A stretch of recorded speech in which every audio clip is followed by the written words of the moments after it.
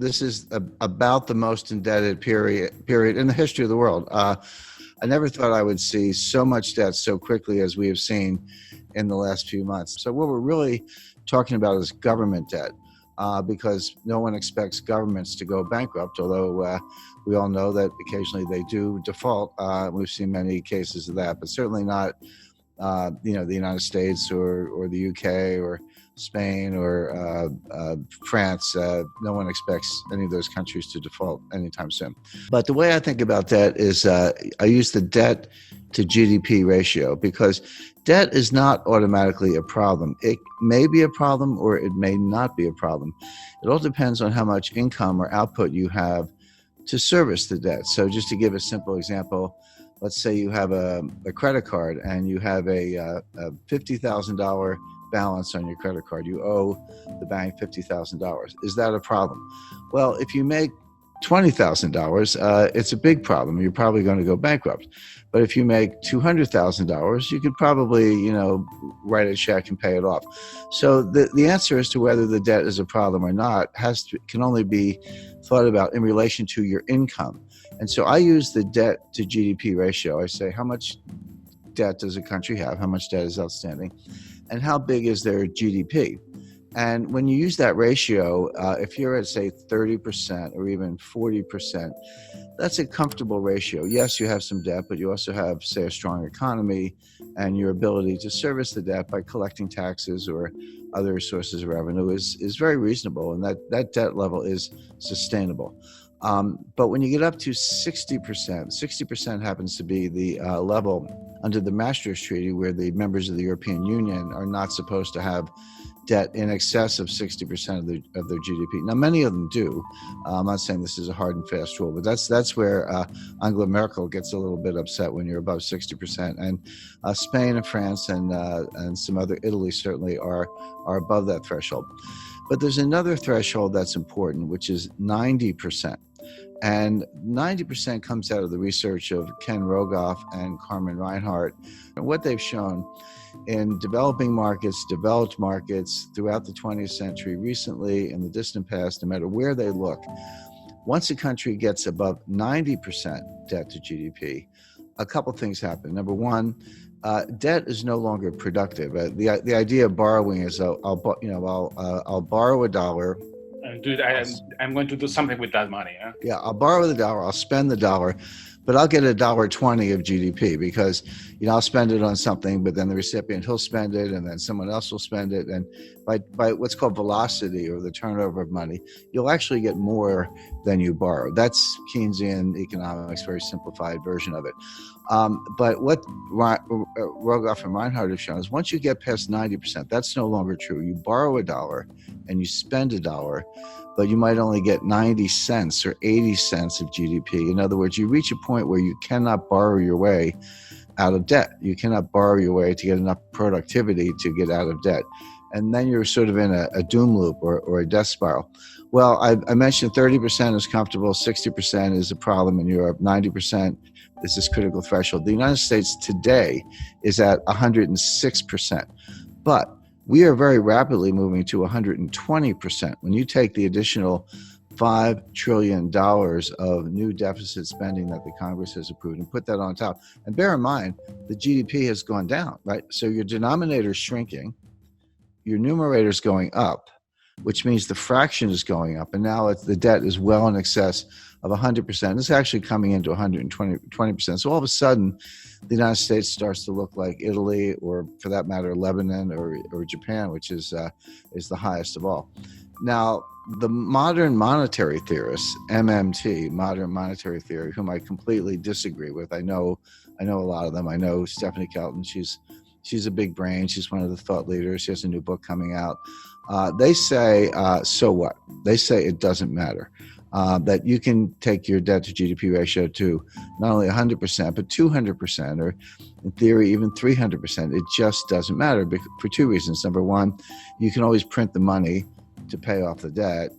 By the way, everything I'm talking about does not apply if you're borrowing in a different currency. If you're Argentina and you print pesos, but you're borrowing in dollars, that's a problem because you can't print dollars. But of course, the United States can print dollars. The ECB can print euros. Bank of Japan can print yen. And if that's the currency of your debt, just print up the money. What's the problem? And they have other solutions. If inflation starts to take off, just raise taxes. I'm not so sure about that.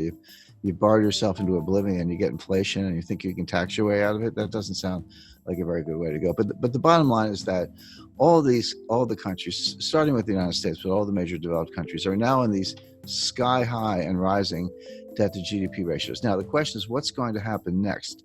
Interest rates are extremely low. The central banks have made them low. So the debt service is not that great. The debt is huge, but if you're only paying, a fraction of 1%, it's not as if you're incurring a lot of interest expense, which of course adds to the deficit. So that's the first thing. We don't have inflation. People who say that, the money printing that the central banks are doing to buy the debt, which they are, is inflationary. That's not true. That's a kind of gross misunderstanding, comes out of Milton Friedman, et cetera. It's not true.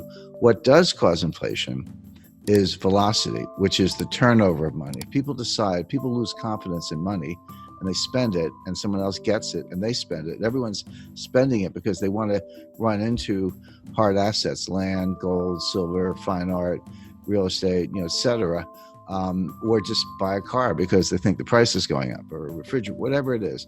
If you get that kind of velocity, inflation can happen very quickly. And we saw this in the late 1970s. So the real warning is not that any of these countries are going to default on their debt. They're not going to default on their debt because they can print the money. The danger is inflation. Now, if you said, do I see inflation right now? Absolutely not. We're going to see deflation, which is a different kind of danger. Deflation causes debt defaults because Japan has been trapped into that for 30 years. Yeah, and Japan's been in a depression, in my view, since 1990. My view, the U.S. has been in a depression since 2007. We're in our second lost decade. Japan's entering their fourth lost decade. But it's as if all the countries in the world are getting more and more like Japan.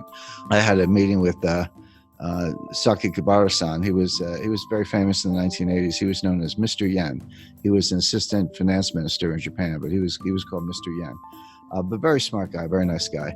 And I confronted him on this. I said, Saki Kibara-san, your debt keeps going up and your debt to GDP ratio is sky high and your GDP is kind of flat. And he said, yes, but you're missing one thing. He said, our population is going down, which is true. So on an overall basis, they're flat, but on a per capita basis, their GDP is actually outperforming. So I said, so the logic of that is someday there'll be one person left in Japan and she will own the entire country and be the richest person in the world. Well, it's very bad for Argentina, and here's why. If you, or Chile for that matter, if you borrow in dollars and then we have deflation, what does that mean? It means the value of cash is going up, but it also means the value of the debt is going up. So even if you have very low interest rates, which we do, when you borrow in dollars and the dollar is worth more, that's what deflation is. Your dollar is worth more. That means your debt is also worth more, meaning you owe more debt in real terms. The nominal debt's the same. So if you borrow 100 million, you owe 100 million. That doesn't change. But if you have deflation, so that the 100 million is actually more valuable. See, this hasn't happened since the 1930s. People don't understand. No one alive has really lived through a strong deflationary period. A lot of us have experience with inflation. We had it in the United States in the late 70s, and you're right, Argentina's had it on multiple occasions, and we can name other countries. People have a sense of what to do in inflation, but no one alive has experienced serious deflation since the 1930s. And if you did, you're 95 years old today. So people don't really understand it. But one of the things it does, it makes the real value of debt go up. So in real terms, you owe more money. So if you were in trouble to begin with and you borrowed money to get out of trouble, but the value of the debt goes up, now you owe more money. Now where do you stand? It may not show up in interest payments, but every dollar becomes more and more difficult to get. The dollar's worth more. So what it means is that you see a strong dollar. Now, your local currency could be weaker against the dollar. That's true. That could help exports. It could help tourism. So, there's no tourism right now. There's Yeah, not going to be more tourism. well, you make a good point. There is no tourism today. I'm on a mountain, and you're in a home or studio or someplace. So right, there's no tourism going on today. But assuming it comes back next year, if you have a really strong dollar, in theory, an American could, or European for that matter, could look at Argentina. I've been to Argentina many times. It's one of the most beautiful countries in the world, and nice people, great restaurants. So, but it could look kind of like a bargain to somebody with a very strong currency. Sure. But that's not really Argentina's problem. Argentina needs more high-tech industry, more high-value-added industry. It needs to break out of what's called the middle income trap, where you get to a certain point, but you can't get past that point because you can't just do it with assembly style manufacturing jobs. You need high value added jobs. You need technology is what you need. And all the developed economies are facing the same issue. That applies to all of Latin America, Chile, Mexico, Colombia. Correct, but it applies to most of Asia as well. This is China's problem. China's not going to continue the kind of growth we've seen over the last 20 years because they've used up that. When I studied development economics in the 1970s in graduate school, and we used to think that the hard part of development economics was getting from low income to middle income. And then we say if you get to middle income, it's a straight path to high income. Turns out that's not true. Getting from low income to middle income is actually pretty straightforward. You have to get rid of corruption and you need to ease up on regulation. But you can, if you have foreign direct investment and people come from the country to the cities and you do, kind of simple manufacturing, et cetera, you can get a really good export machine going and earn hard currency reserves. So that part's easy. The hard part is getting from middle income to high income, because it turns out you can't just do more of the same. You actually need more high value added. You need technology today, and that's what I would advise every country to be working on, including Argentina, where the Argentina has a very very highly educated workforce. I mean, Argentina would be a good case to why don't we make iPhones in Argentina instead of China, and we're going to bust up. The United States is going to bust up the supply chain to China. We're going to shut over time. Won't happen overnight, but we're going to pull those factories out or shut them down and move them elsewhere. So the question is, if I were advising any developing economy, I would say, how can I become a supplier to the United States? If they're going to get rid of China, which we are for a lot of reasons, I'd want to be in the list. And we're actually looking at Jordan as a country that could make cell phones. India is a big case because they have cheap labor. Argentina, I think, is a better candidate because they have a more highly educated workforce.